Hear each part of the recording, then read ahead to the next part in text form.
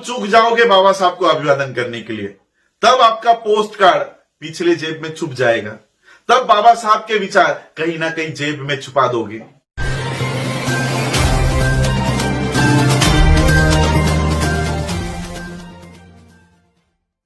विश्व के सभी मेरे साथियों को राजरत्न अंबेडकर की ओर से जय भीम, नमो बुद्धाय।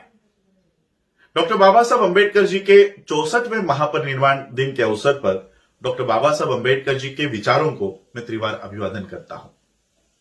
We are the worst followers of the ever best leader in this world. हम इस दुनिया के सबसे बेहतरीन, सबसे अच्छे, सबसे बढ़िया लीडर के सबसे घटिया अनुयायी हैं। यह बात मैं इसलिए कह रहा हूं, हर साल डॉक्टर बाबा साहब अंबेडकर जी को अभिवादन करने के लिए 6 दिसंबर को, 2 दिसंबर से ही मुंबई में, दादर में भारत भर से ही नहीं तो दुनिया भर से लोग डॉक्टर बाबा साहब अंबेडकर जी को अभिवादन करने के लिए आ जाते हैं। इस साल कोरोना महामारी की वजह से महाराष्ट्र शासन ने चैत्य भूमि को बंद रखने के आदेश दिए हैं और इसलिए इस साल चैत्य भूमि पर डॉक्टर बाबा साहब अंबेडकर जी को अभिवादन करने की मनाही है और इसीलिए महाराष्ट्र शासन ने एक उपक्रम चलाया है और उन्होंने ये अपील की है कि इस साल आप डॉक्टर बाबा साहब अंबेडकर जी को अभिवादन करने के लिए नहीं आ सकते हो, इसलिए एक पोस्ट कार्ड चैत्य भूमि में भेजे और लाखों लोग टूट पड़े हैं बाबा साहब के नाम से पोस्ट कार्ड चैत्य भूमि पर भेज रहे हैं। थोड़ी देर के लिए ये विचार कीजिए, ऐसा सोचिए कि डॉक्टर बाबा साहब अंबेडकर जीवित है। क्या डॉक्टर बाबा साहब अंबेडकर चाहते कि आप लोग बाबा साहब के मूवमेंट को पोस्ट कार्ड तक सीमित रखें?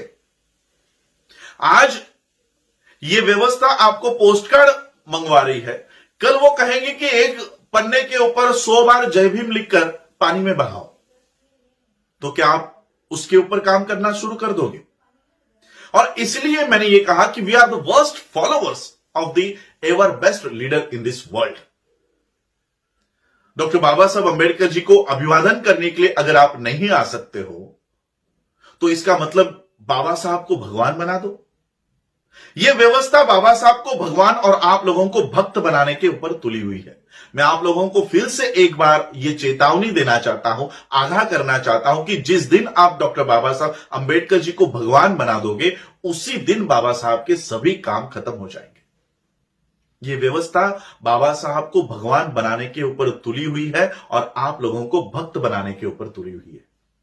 अभिवादन करना है तो जिस दिन अभिवादन करने की बारी आएगी उस दिन पीछे मत हटना। अभिवादन करना है। डॉक्टर बाबा साहब अंबेडकर जी का महापरिनिर्वाण, देखिए कितने सारे फोटोज मैंने देखे हैं कि बाबा साहब अंबेडकर जी के फोटो के नीचे उनकी बर्थ डेट लिखी जाती है, 14 अप्रैल 1891 और डैश जहां पर उनका महापरिनिर्वाण होता है तो वो तारीख लिखी जानी चाहिए, लेकिन वहां पर लिखा जाता है टिल डेट। यानी बाबा साहब आज भी हमारे बीच है। उनके विचारों के माध्यम से, संविधान के माध्यम से, उन्होंने दिए हुए हक और अधिकार के माध्यम से आज भी हम लोगों में जीवित है। आज भी बाबा साहब के मूर्तियों को तोड़ा जाता है। क्यों?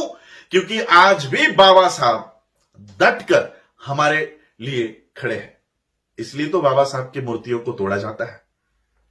मरे हुए इंसान के मूर्तियों को तोड़ते हुए आपने कभी देखा है? काल्पनिक लोगों के, देवी देवताओं के मूर्तियों को तोड़ते हुए आपने कभी किसी को देखा है? बाबा साहब की मूर्तियों को इसलिए तोड़ा जाता है क्योंकि dead Ambedkar is more dangerous than live Ambedkar. और इसलिए इस व्यवस्था को बाबा साहब को वो पचा नहीं पा रही है, इसलिए वो बाबा साहब को हाईजैक करना चाहती है। आरएसएस हाईजैक कर रही है, बीजेपी हाईजैक करती है, शिवसेना हाईजैक करती है, कांग्रेस हाईजैक करती है, क्योंकि वो नहीं समझ पा रहे कि बाबा साहब को हम काउंटर नहीं कर पा रहे हैं, कैसे काउंटर करें, और इसलिए वो बाबा साहब को हाईजैक करने की कोशिश करती है और हम लोग हाईजैक होने दे देते हैं। जितना बाबा साहब के राइटिंग एंड स्पीचेस पर बीजेपी पढ़ाई करती है, आरएसएस पढ़ाई करती है, हम उसमें से 10% भी पढ़ाई नहीं करते। और इसलिए अभिवादन करने का जब समय आएगा तब पीछे नहीं हटना। अभिवादन करने का समय 6 दिसंबर नहीं है, जिस दिन जनगणना के अधिकारी आपके घरों पर आप लोगों की गणना करने आएंगे, उस दिन बाबा साहब को अभिवादन करो। देखते हैं कितने लोग अपने आप को बौद्ध लिखते हैं, सिर्फ बौद्ध। हमारे तथाकथित नेता पत्रक निकाल के, लेटर निकाल के लोगों को बता रहे हैं कि बौद्ध लिखने के बाद महार लिखो, चमार लिखो, ढोर लिखो, अनेक जातियों को समाविष्ट कर दो बौद्ध धर्म में। बौद्ध धर्म में ये जातियां लेकर आओ, फिर क्या होगा? ये बौद्ध महार है, ये बौद्ध चमार है, ये बौद्ध ढोर है। इस तरह की जातियों को हम बौद्ध धर्म में घुसाना चाहते हैं। और बाबा साहब कहते हैं कि हमारा बौद्ध धर्म में जो प्रवेश है ये इज्जत के लिए है। इज्जत पाने के लिए हम बौद्ध धर्म में आए, लाभ पाने के लिए नहीं। हमारे नेतागण कहते हैं कि अगर हम लोग अनुसूचित जाति नहीं लिखेंगे, अगर महार नहीं लिखेंगे, ढोर नहीं लिखेंगे, चमार नहीं लिखेंगे, तो हमारे लाभ चले जाएंगे, हमारा रिजर्वेशन चला जाएगा, हमारा बजट कम हो जाएगा, हमारी पार्लियामेंट की सीटें, हमारी विधानसभा की सीटें कम हो जाएंगी। और बाबा साहब कहते हैं कि हमें लाभ प्यारा नहीं है, हमें इज्जत प्यारी है। और जब बाबा साहब को अभिवादन करने की बारी आएगी, तब ये बात ध्यान में रखना। तब चूक जाओगे बाबा साहब को अभिवादन करने के लिए, तब आपका पोस्ट कार्ड पिछले जेब में छुप जाएगा, तब बाबा साहब के विचार कहीं ना कहीं जेब में छुपा दोगे। बाबा साहब को फॉलो करना, बाबा साहब का अनुयायी बनना इतना आसान नहीं है। सिर्फ कैंडल लगाने से, सिर्फ अगरबत्ती लगाने से, माथा बाबा साहब के चरणों में झुकाने से कोई बाबा साहब का अनुयायी नहीं बन जाता। अनुयायी और भक्त दोनों में बहुत अंतर है। ये जो काम करता है ये भक्त करता है, अनुयायी बाबा साहब के कदमों के ऊपर चलकर बाबा साहब का अनुकरण करता है।